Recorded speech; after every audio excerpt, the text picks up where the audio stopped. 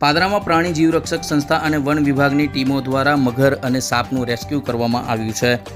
પાદરા શહેર સહિત ગ્રામ્ય વિસ્તારોમાં પડેલા ધોધમાર વરસાદના કારણે ખેતરો અને રોડ રસ્તાઓમાં પાણી ભરાઈ ગયા છે। ત્યારે ભારે વરસાદના કારણે આંબળા ગામે નવીનગરીમાં રહેણાંક વિસ્તારમાં એક મહાકાય મગર આવી ચડ્યો હતો।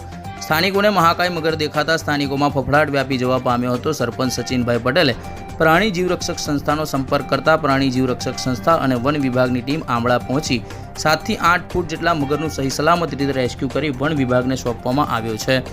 બીજી તરફ પાદરામાં વરસેલા વરસાદને કારણે પાદરાની અલગ અલગ જગ્યાઓ પર રહેણાંક વિસ્તારોમાં સાપ દેખાતા લોકોએ પ્રાણી જીવરક્ષક સંસ્થાને અને વન વિભાગનો સંપર્ક કર્યો હતો।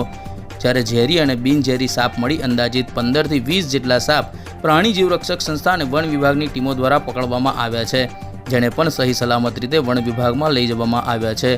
એકાએક પડેલા વરસાદના કારણે સમગ્ર પંથકમાં મગર અને સાપ જેવા જીવો બહાર નીકળતા લોકોમાં ભારે ફફડાટ વ્યાપી જવા પામ્યો છે। મારું આર્ય પ્રવીણ મહારાજ નામ છે।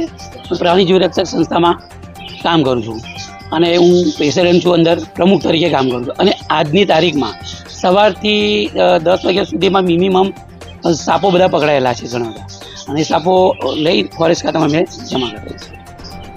કેટલા સાપ છે અને મગર જે છે તે પકડેલો? મગર છે એ આંબળામાંથી પકડાયેલો છે, અને સાપો તો બધા અલગ અલગ જગ્યાએ પાદરામાં એક ચતુર્પગ સોસાયટી છે, પછી રામપાલ સોસાયટીમાંથી ઘણી જગ્યાએ કંપનીમાંથી 2 સાપ આવે છે।